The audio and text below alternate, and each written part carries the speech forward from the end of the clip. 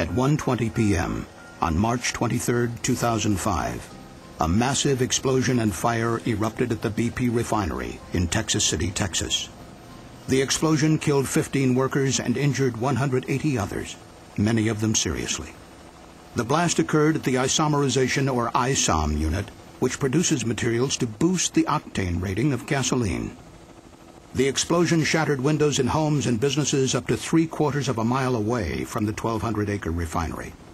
As thick black smoke billowed from the plant, authorities instructed some 43,000 Texas City residents to stay indoors. The accident cost BP billions of dollars in victims' compensation, property damage, and lost production. This investigation was the largest and most comprehensive investigation in the history of the Chemical Safety Board. CSB Supervisory Investigator Don Holmstrom led a 2-year investigation to determine the root causes of the accident. We interviewed over 370 witnesses. We looked at thousands of documents, literally millions of pages of documents, and we examined the plant, inspected over 40 pieces of instrumentation and equipment.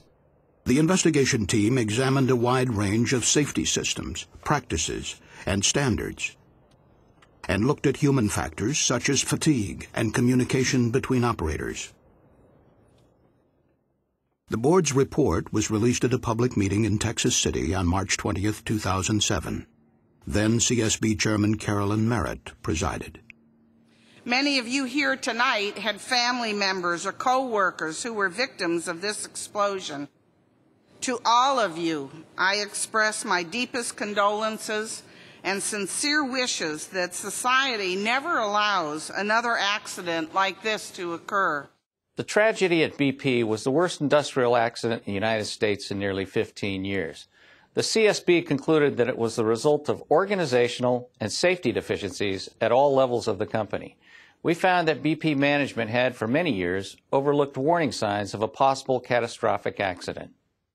There's an old saying that if you think safety is expensive, try an accident. Accidents cost a lot of money, and they're not only in damage to plant and in claims for injury, but also in the loss of the company's reputation. The reason why the Texas City accident has such an impact is because when people look at it, they can see that they are all in the same boat, that the problems which led to that accident are likely to be present at other sites around the world. My fear is that some of the other refineries within the United States will feel that couldn't happen to me. And the ones that feel that that couldn't happen at their site is the ones that are set up to have it happen there. The following CSB computer animation depicts the sequence of events over an 11-hour period leading to the explosion at the BP Texas City refinery on March 23, 2005. Several units at the Texas City refinery had been shut down for lengthy maintenance projects, which required nearly 1,000 contractors to be on site along with BP employees. BP had positioned a number of portable trailers close to process units for the use of contractors and other maintenance workers. Over a period of months, BP had located 10 trailers for workers servicing the ultra-cracker unit, including a double-wide wood-frame trailer that contained 11 offices and was regularly used for meetings. Though these trailers were located near the isomerization unit, the occupants were not warned the ISOM unit was about to start up, a potentially hazardous operation. At 2:15 a.m. on March 23rd, overnight operators began introducing flammable liquid hydrocarbons, known as raffinate, into a 170-foot tall raffinate splitter tower used to distill and separate gasoline components. Near the base of the tower, there was a single instrument that measured how much liquid was inside. It transmitted this information to a central control room located away from the ISOM unit. But this level indicator was not designed to measure liquid above the 9-foot mark. During normal operation, the tower was only supposed to contain about 6.5 feet of liquid. But during startups, operators routinely deviated from written procedures and filled the tower above the 9-foot mark, concerned that if the liquid level fluctuated too low, it would cause costly damage to the furnace. At 3:09 a.m., as the liquid neared the 8-foot mark, a high-level alarm activated and sounded in the control room. But a second high-level alarm, slightly further up the tower, failed to go off. By 3:30 a.m., the level indicator showed that liquid had filled the bottom 9 feet of the tower, and the feed was stopped. The CSB later estimated that the liquid was in fact at a height of 13 feet, but operators could not know the actual level because the indicator only measured up to 9 feet. The lead operator had been overseeing the startup from a satellite control room within the ISOM unit. At 5 a.m., he briefly updated the night board operator in the central control room about the startup activities. The lead operator then left the refinery early, an hour before the end of the shift. A new board operator arrived in the control room around 6 a.m. to start his 30th day in a row working a 12-hour shift. He spoke briefly with the departing night shift operator and then read the logbook to prepare for the startup. But the logbook did not clearly indicate how much liquid was already in the tower and equipment, and it left no instructions on routing of the liquid feed and products when the startup resumed. Instead, the control board operator only found a one-line logbook entry that said, ISOM brought in some RAF to unit to pack RAF with. At 7:15 a.m., the day shift supervisor arrived. Because he was more than an hour late, he received no formal briefing from personnel on the night shift about conditions in the ISOM unit. At 9:51 a.m., operators resumed the startup. They began recirculating the liquid feed and adding more liquid to the already overfilled tower. As new feed was added, startup procedures called for regulating the liquid level in the tower using the automatic level control valve. But the board operator and others had received conflicting instructions on routing the product. As a result, this critical valve was left closed for several hours, blocking the flow of liquid from the tower. A few minutes later, operators lit burners on the furnace to begin heating up the feed, part of the normal startup process. While the startup was underway, the day supervisor left the refinery on short notice just before 11 a.m. to attend to a family medical emergency. Contrary to BP's own procedures, no experienced supervisor was assigned to replace him. This left a single control board operator, now without a qualified supervisor, to run 3 refinery units, including the ISOM unit, which needed close attention. The refinery had eliminated a second board operator position following corporate budget cuts in 1999 after BP acquired Amoco. As the startup continued, the tower steadily filled with liquid, reaching a height of 98 feet shortly before noon, more than 15 times the normal level. But the improperly calibrated level indicator told operators in the control room that the liquid was at 8.4 feet and gradually falling. Furthermore, the control panel was not configured to clearly warn operators of the growing danger. It did not display flows into and out of the tower on the same screen, nor did it calculate the total liquid in the tower. Meanwhile, the maintenance contractors, who were not involved in the operation of the ISOM unit, left their work trailers to attend a company lunch, celebrating a month without a lost time injury. At 12:41 p.m., an alarm activated as the rising liquid compressed the gases remaining in the top of the tower.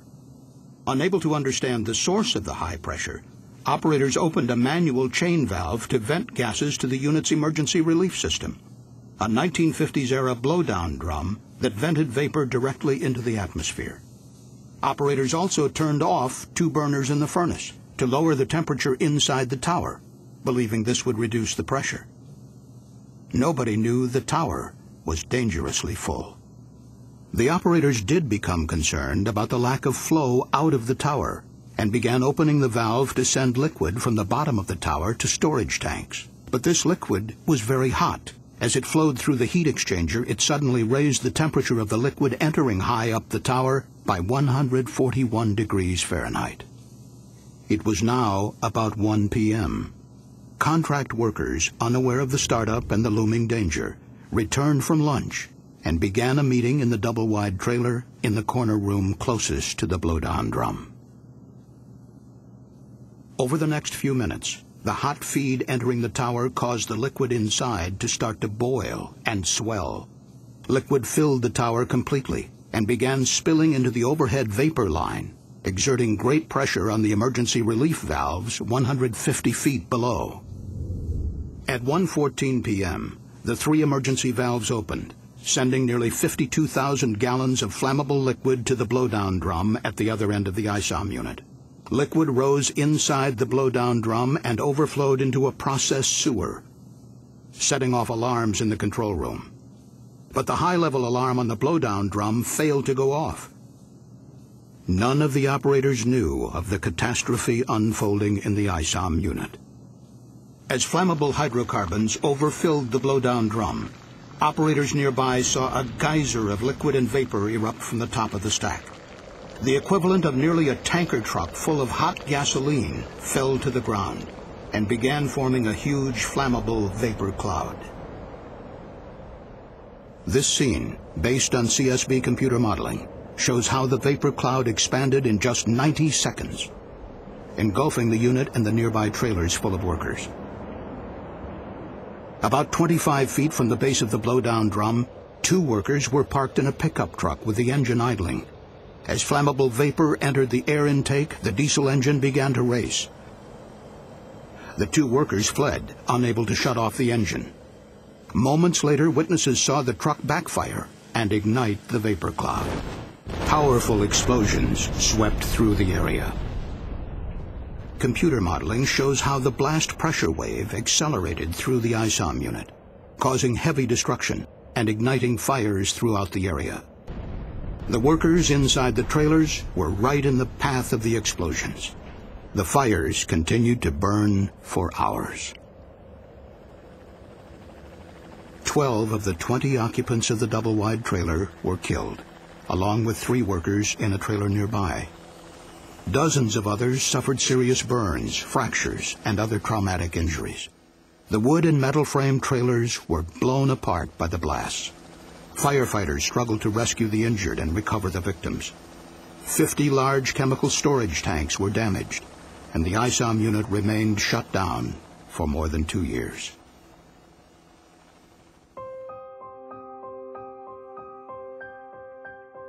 During the early stages of our investigation, our team had noted there were multiple safety system deficiencies at the Texas City plant. We also found there was a history of fatalities at the plant.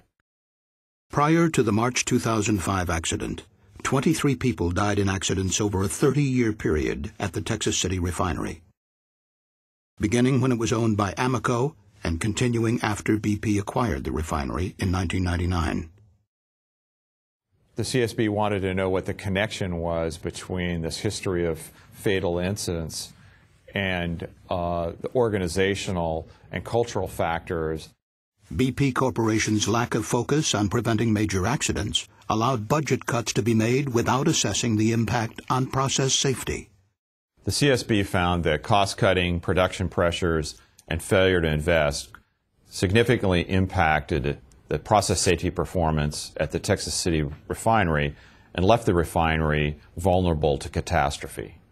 After the merger with Amoco, BP ordered a 25% reduction in fixed costs at all its refineries. This impacted important process safety systems such as staffing, training, and mechanical integrity.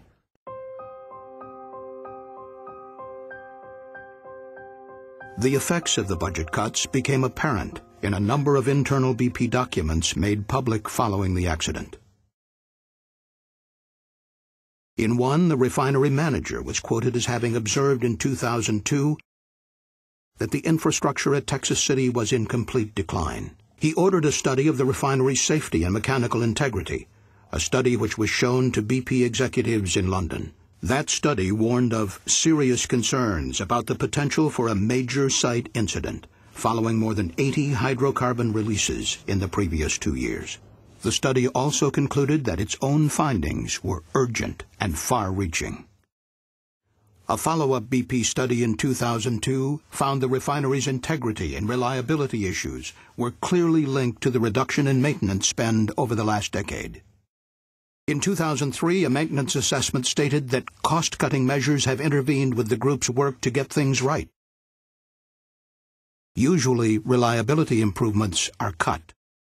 And later that year, a company audit found the current condition of the infrastructure and assets is poor at Texas City, and that maintenance spending was limited by a checkbook mentality.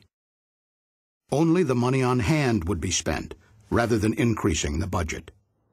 In March 2004, BP auditors in London concluded that 35 business units around the world, including the Texas City refinery, suffered from a host of common safety problems, including widespread tolerance of non-compliance with basic HSE or health, safety, and environmental rules, poor implementation of safety management systems, and lack of leadership competence and understanding.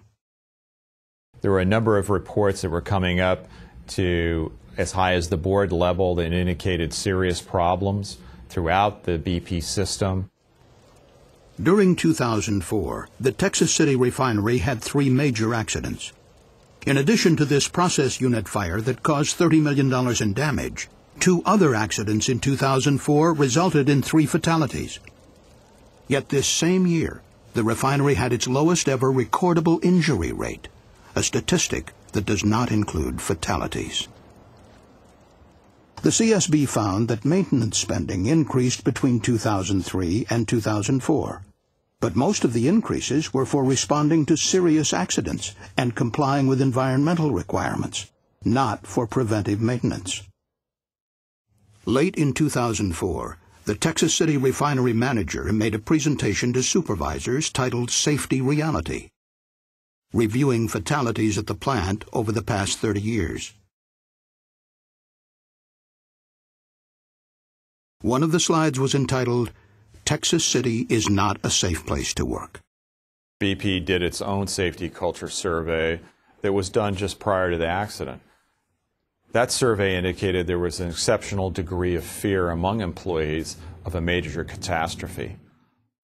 Among the findings of the survey, the pressure for production, time pressure, and understaffing are the major causes of accidents at Texas City. Critical events, like failures or breakdowns, are generally not attended to.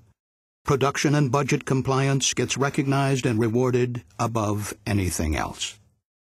Sociology professor Dr. Andrew Hopkins has written extensively on the causes of industrial disasters. My feeling is that the solution to this problem of cost-cutting by senior people is to hold them responsible for the safety implications of those cost cuts, so that when they order a cost cut, they should personally be able to certify that these things will not have adverse safety consequences. The Safety Culture Survey also pointed to the exceptionally high executive turnover at the refinery. 6 different business unit leaders, or BULs, in 7 years prior to the accident. The authors of the survey report concluded, "We have never seen an organization with such a history of leadership changes over such a short period of time."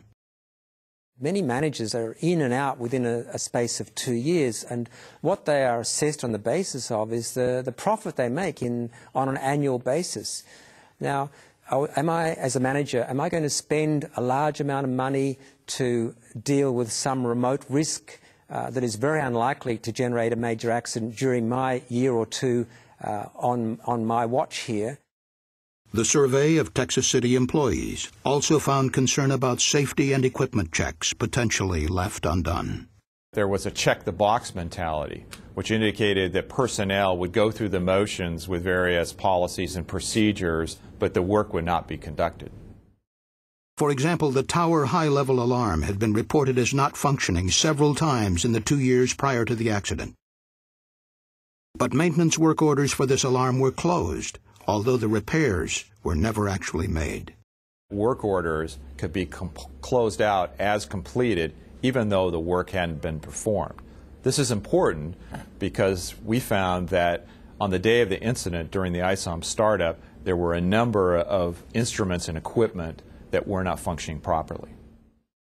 On February 20th, 2005, a company safety manager wrote, "I truly believe we are on the verge of something bigger happening." Then, 3 weeks later, a BP business plan recognized a number of key safety risks, including that TCS, or Texas City site, kills someone in the next 12 to 18 months. 8 days later, those fears were realized. Here were these warnings. These audits were sounding very clear warnings. So why weren't they attended to? I think my feeling is that Texas City was virtually paralysed by the cost-cutting which had occurred at that site, and they were simply unable to respond to those warnings. There needs to be somebody on the board of directors who can interpret those reports and be in position to drive change effectively. The CSB's final report recommended that BP appoint an additional non-executive member of the board of directors with specific expertise in refinery operations and process safety.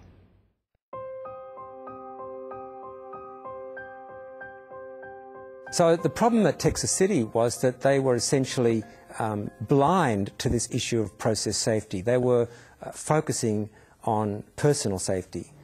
The CSB concluded that over a period of years, BP managers focused on lowering rates for personal injuries, such as slips, trips, and falls, while often disregarding key process safety indicators.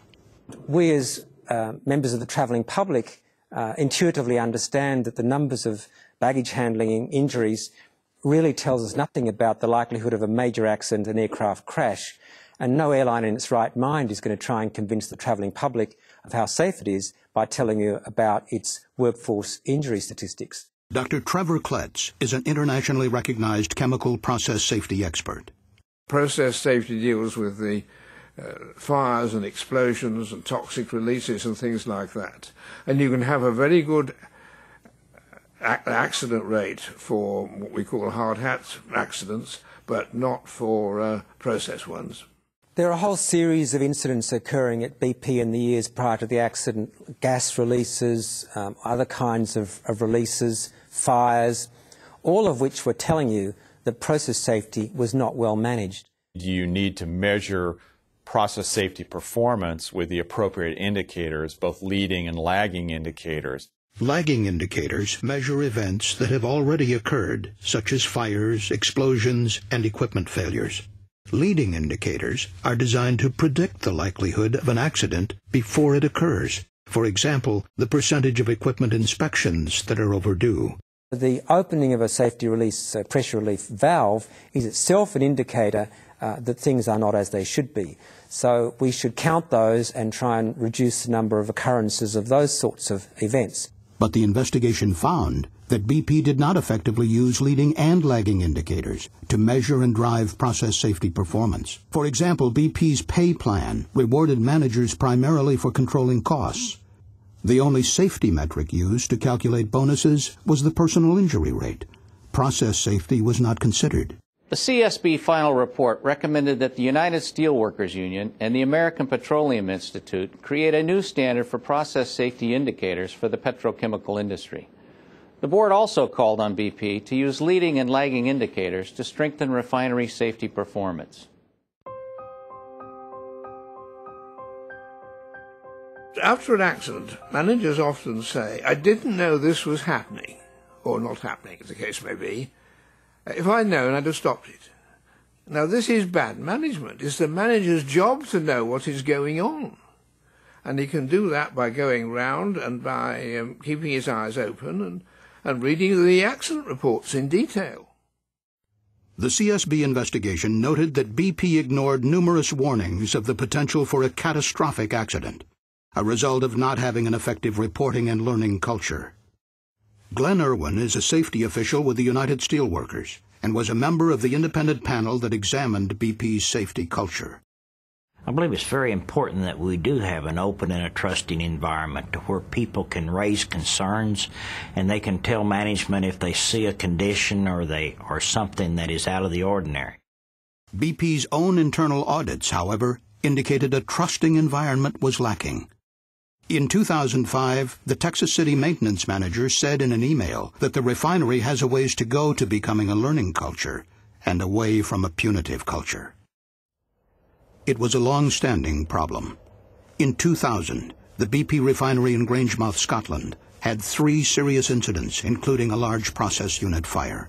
An investigation by the British Health and Safety Executive highlighted problems at the Grangemouth refinery that would show up again 5 years later in Texas City. There was need for corporate and board oversight over process safety management. There was a need to develop leading and lagging indicators for process safety, and there needed to be an emphasis on process safety in order to prevent major accidents. But the CSB found little awareness in Texas City of the lessons BP executives promised would be learned worldwide after Grangemouth. As British regulators concluded, BP's decentralized management structure impaired learning from previous incidents.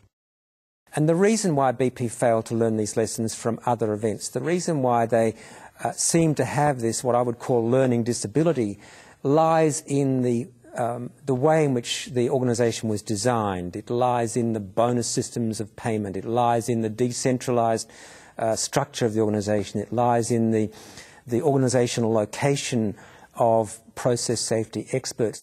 The CSB found that following the 1999 merger with Amoco, BP dismantled Amoco's existing centralized safety structure. The reorganization left a diminished process safety function that no longer reported to senior refinery leadership. So I think one of the lessons coming out of that is that if an organisation judges something important, it will locate people towards the top of the apex in that organisation, people with responsibility for that. And the fact that the process safety manager was further down the line is yet another indication of the lack of focus on process safety. A positive safety culture would ensure that incidents are being reported, that they're being followed up on, that there's enough resources to ensure adequate safety. Over the years at Texas City, many critical incidents were not reported, nor were the lessons acted upon to prevent future catastrophic events.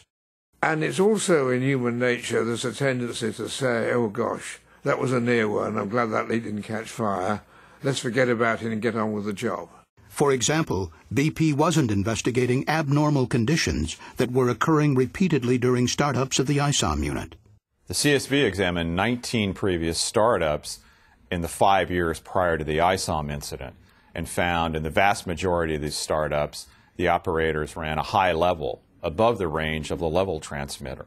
The problem with running the level above the reading is that you don't know how high the level really is. This can lead to grossly overfilling the tower. But even though high levels and pressures could have led to a catastrophic accident, the previous startups were never investigated as near misses, and procedural deviations became accepted as normal. The CSB investigation also found 8 serious releases of flammable vapor from the ISOM blowdown drum, 2 of which caught fire between 1994 and 2004. Only 3 of the incidents were ever investigated.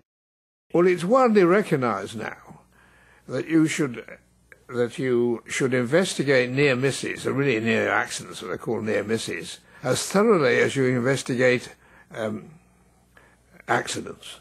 So it's only a matter of luck whether a leak of flammable liquid or gas catches fire or not. In our final report, the CSB recommended that BP's Board of Directors establish a system to encourage reporting of incidents without fear of retaliation, to investigate and implement prompt corrective actions, and to communicate lessons throughout the company.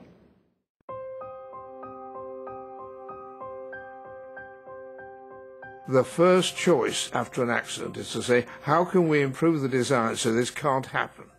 How can we remove the opportunity for errors?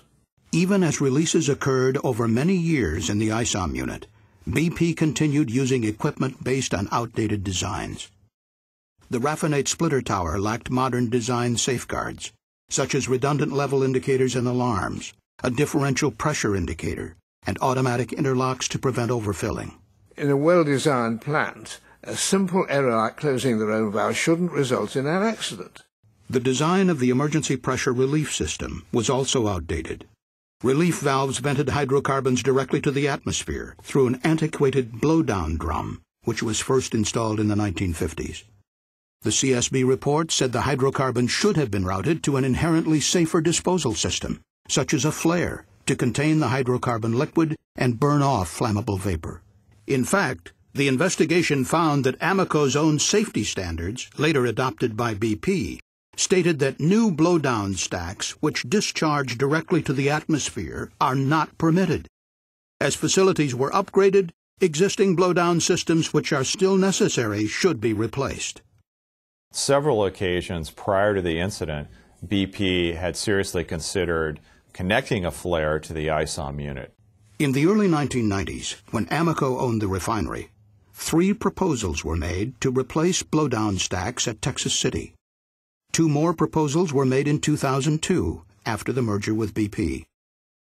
However, these decisions were impacted by production pressures and budget cuts, and the flare was never constructed. In 1992, OSHA conducted an inspection at the Texas City refinery because there had been release from a very similar blowdown drum in a different process unit.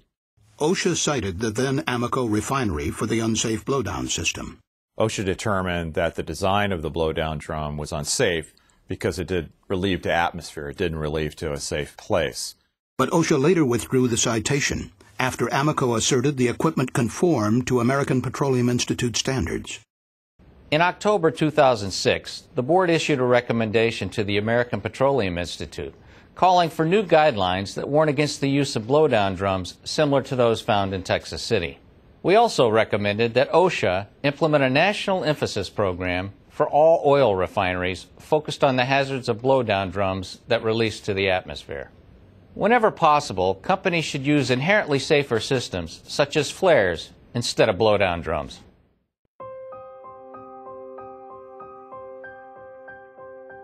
The presence of occupied trailers near the blowdown stack added to the hazards of venting flammable material to the atmosphere. Prior to the incident and prior to the startup of the ISOM unit, a number of trailers, occupied trailers, have been placed close to the ISOM unit. These trailers were occupied by workers who were not involved in the turnaround activities in the ISOM unit. The investigation found this was a key factor leading to the deaths of the workers. They were right on top of the process in trailers as close as 120 feet from the blowdown drum, which is right at the edge of the isomerization process. CSB investigator Mark Kasniak. Well, it is not safe to have trailers that close to a blowdown drum or at the edge of an active process in a petroleum refinery. During an explosion in a refinery, you're actually safer in the open atmosphere than if you were working inside of a trailer. This is because the explosion overpressure will destroy the weak trailer construction, resulting in the formation of missiles and walls collapsing, which is potentially fatal to the occupants. The CSB determined that industry siting guidelines did not adequately protect trailer occupants from the fire and blast damage that can occur hundreds of feet from an explosion like the one at BP. We found that these guidelines were not safe enough prior to this accident and resulted in placing people in harm's way. In addition, BP did not follow its own management of change procedures before placing most of the trailers in a dangerous location. They did not assess the blast hazards posed to the trailer, and action items that were created during the review were never followed up and corrected. Ultimately, the decision on where to place the trailers was largely based on convenience, not safety. And contrary to BP startup procedures, on the morning of March 23rd, managers did not remove personnel from the nearby trailers, or even alert them that the potentially hazardous startup was taking place. The explosion totally destroyed 13 trailers and damaged 27 others, some as far away as 1,000 feet. People inside trailers as far away as 479 feet were injured. In October 2005, the CSB issued an urgent recommendation to the American Petroleum Institute to revise industry standards and establish minimum safe distances for occupied trailers away from hazardous process areas. On June 21, 2007, the American Petroleum Institute issued new industry guidelines to minimize the presence of people and occupied trailers in hazardous process areas.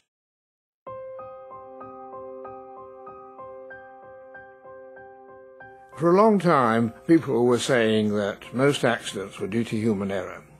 And this is true in a sense, but it's not very helpful. It's a bit like saying that falls are due to gravity. There were a number of human errors that contributed to the overfilling of the tower and the disaster that followed at Texas City. No one shows up to work planning to make mistakes. So we looked at the conditions in the workplace that would make error more likely. You really need to look at why the operators did what they did. CSB Human Factors Specialist Cheryl McKenzie. There were a number of human factors issues involved with this incident, including fatigue of the workers, training that was insufficient, and procedural deviations that occurred during the startup. The CSB investigation found that underlying conditions in the ISOM unit encouraged operators to consciously deviate from written operating procedures. Why did they make that judgment? I think they did because these procedures were, some of them were out of date, some of them were inapplicable, they were routinely not following these procedures, and nobody had said otherwise. Nobody had said, hang on, you must be following these procedures. The investigation found that operators were concerned that if they let the liquid level in the tower get too low during startups, it would damage the furnace. So they had adopted an informal procedure of adding extra liquid to the tower during startup. To do this, they placed the level control valve in manual, not the automatic mode required by procedures, and left the valve closed to raise the liquid above the recommended 6.5-foot level. So routine had this practice become, the CSB found that the tower's high-level alarm had activated 65 times during the previous 19 startups. The outdated operating procedures for the unit did not establish any safe upper limit for the liquid level in the tower. Unknown to operators, regularly overfilling the tower had serious risks. The tower's liquid level transmitter had a limited range, and should the liquid rise above the maximum reading of 9 feet, operators could not know if the tower was dangerously overfilling. This informal practice of running the level in the raffinate splitter tower above the range of the transmitter led to running blind. They weren't aware of the dangers of overfilling the column, and so they tended to err on the side of what they saw as caution by overfilling the column. So their systematic deviation from what they should have been doing was actually well-intentioned. It was with the interests of the company at heart that they were violating the startup procedures. But on the day of the accident, the routine deviation, overfilling the tower above the range of the indicator, coincided with a number of instrument failures, which impaired the board operator's decision-making. This had tragic results, as the board operator lost awareness of just how high the level was. The tower level indicator had been calibrated for years based on 1975 data for a different liquid used in a different process. As a result of the miscalibration, the indicator showed the level in the tower was declining just prior to the explosion, when it was actually increasing. And a backup high-level alarm on the tower failed to activate, seeming to confirm that the liquid level was dropping. A sight glass on the tower was dirty and unreadable and could not be used to visually check the liquid level. The investigation concluded that the board operator truly had no functional and accurate measure of the tower level on March 23, 2005. And when the liquid finally did spill over into the blowdown drum, the high-level alarm there failed to go off. BP procedures required that alarms and instruments and other equipment be checked for their functionality prior to startup. The CSB determined that these checks were largely not performed. A poorly designed computer display in the control room added to the difficulty of determining if the splitter tower was overfilling. Liquid flows into and out of the tower were not shown on the same screen, even though the computer could have been configured to do so. The investigation also found that communication problems among BP personnel during the morning of the startup increased the likelihood of errors. Operators received contradictory instructions on where to send the products from the tower, and the day shift operators never got clear information from the night shift about how much liquid the tower already contained. Well, then the board operator and the other operators that came in during the day shift really didn't understand what had occurred the night before. So they're starting up this unit without full knowledge of the state of the unit, and they're making judgments and decisions based on incomplete information.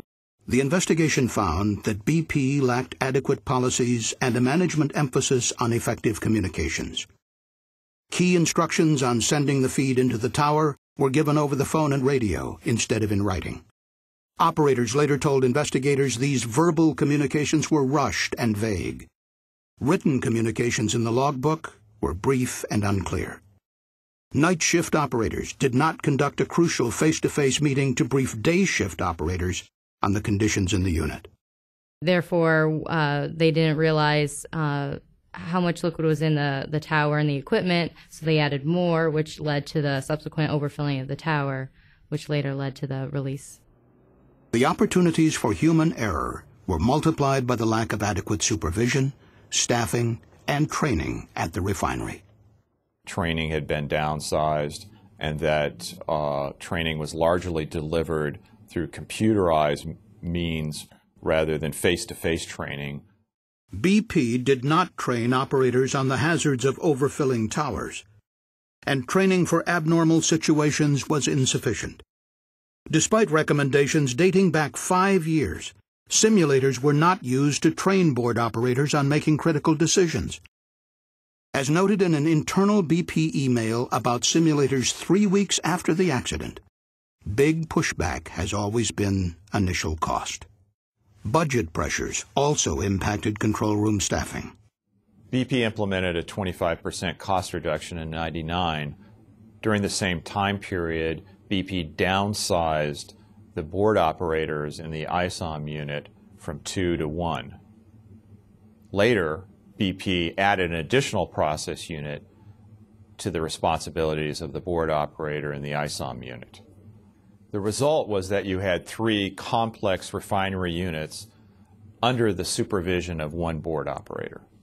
According to BP's own assessment, even under normal conditions, monitoring and controlling these 3 units would require 10.5 hours of the board operator's 12-hour shift. But the startup of the ISOM unit would demand significantly more time and attention from the operator, whose workload was already nearly full. And when the startup began to encounter problems late that morning, supervisory oversight of the board operator was absent. BP's own policies required that a supervisor or technically trained person be present during startup because it's an especially hazardous period. The supervisor who showed up on March 23rd left due to a family emergency, and there was no replacement. Finally, investigators looked at the role operator fatigue played as a human factor contributing to the accident. Fatigue can affect performance in many ways. It can cloud decision-making, it can delay responses to actions on a control board, and it can lead an operator to miss out on what's going on overall in a unit. Fatigue can impair judgment. It can lead an operator to fixate on one operational parameter, such as the declining level, and lose track of other factors, such as liquid being added to the tower for 3 hours and no liquid being removed. ISOM unit operators had been working 12-hour shifts for at least 29 days prior to the accident. In particular, the board operator was likely suffering from fatigue, including acute sleep loss and a cumulative sleep debt of more than 43 hours. We determined that BP had no fatigue prevention policy, and in fact there was no fatigue prevention policy in the industry as a whole.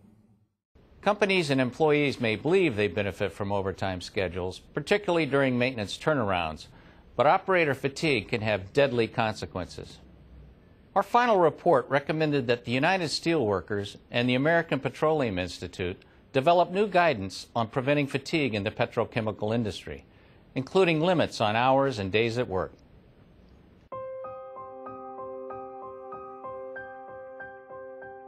OSHA's 1992 Standard on Process Safety Management, or PSM, requires thousands of oil and chemical facilities to implement 14 management elements to prevent catastrophic releases. The Environmental Protection Agency has similar requirements under its risk management program. The CSB investigation revealed many long-standing deficiencies in the BP refinery's compliance with federal process safety regulations. Preventive maintenance and testing procedures were inadequate for key alarms, instruments, and equipment. Required safety studies of pressure relief systems were years overdue. Operating procedures were out of date. And there were other flaws. Management of change reviews were not conducted for critical design, equipment, and procedural changes. Hazard analyses were poor, overlooking serious fire and explosion risks. Audits revealed many process safety problems, but they were never resolved. OSHA's enforcement program for the PSM regulations requires planned, comprehensive inspections of facilities with accident histories or other indications of catastrophic risks. A 1992 OSHA directive stated the primary enforcement tool would be the Program Quality Verification Inspection, or PQV, a large, complex audit involving highly trained OSHA inspectors and taking weeks or months to complete. Despite the fact that the BP Texas City refinery had a long history of fatality incidents, there was no program quality verification or intensive PSM inspection conducted at that refinery. OSHA did conduct smaller, unplanned inspections of the Texas City refinery in response to accidents and complaints, but these inspections did not uncover major flaws in process safety management compliance. In fact, the CSB found that OSHA conducted only a handful of program quality verification, PQV inspections, at the thousands of regulated facilities across the country. There's no set interval when OSHA comes in and inspects a plant in the United States. We found that inspections in the U.S. are largely driven by personal injury statistics. The CSB also found that prior to March 2005, the EPA never audited the Texas City refinery for compliance with risk management requirements. Other jurisdictions inspect process plants more frequently. In California's Contra Costa County, a local process safety ordinance requires thorough inspections of 48 major oil and chemical plants every 3 years by a team of specialized engineers. In the United Kingdom, 105 specialists from the Health and Safety Executive inspect high-hazard facilities every 5 years. In addition, all 9 refineries in the UK are inspected annually. If accepted process safety principles had been thoroughly implemented at the refinery, this accident likely would not have occurred. The CSB recommended that OSHA take steps to conduct more process safety inspections and strengthen enforcement of the PSM standard. OSHA should identify those facilities at greatest risk, see that comprehensive inspections are conducted at such facilities, and to establish the capacity to conduct those inspections, OSHA should create a group of highly trained PSM inspectors. On June 12, 2007, OSHA announced a new national emphasis program to inspect most U.S. oil refineries for process safety compliance.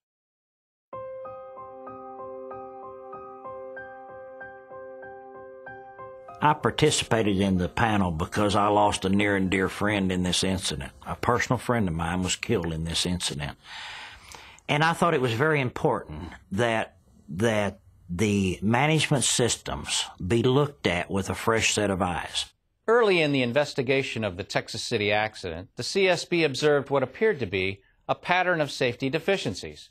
We therefore issued an urgent recommendation, the first ever by this agency, that BP convene an independent panel of experts to study the safety culture of its 5 North American refineries.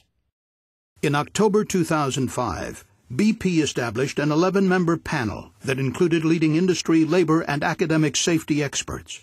It was headed by former Secretary of State James A. Baker III.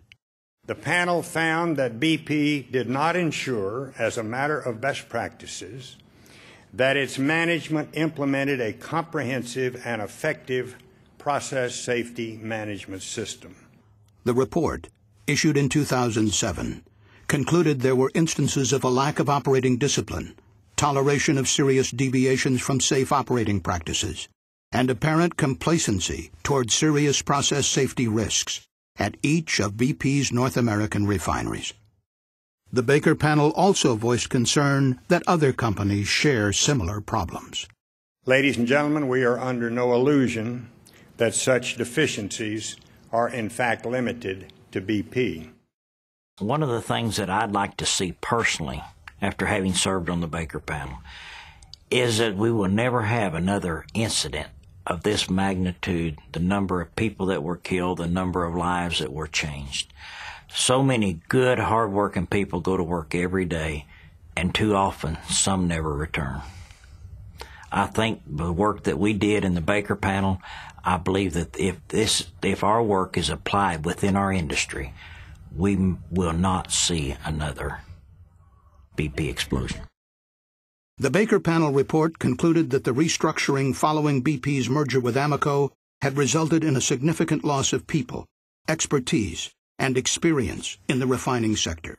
Only much later did BP recognize the negative impact of these changes. The CSB's final report said all hazardous chemical operations should be required to review the safety impact of major organizational changes. The board recommended that OSHA amend its process safety management standard to require management of change reviews for mergers, acquisitions, personnel reductions, budget cuts, or other organizational changes that can impact process safety. We also recommended that the Center for Chemical Process Safety develop guidelines on how to perform organizational management of change reviews.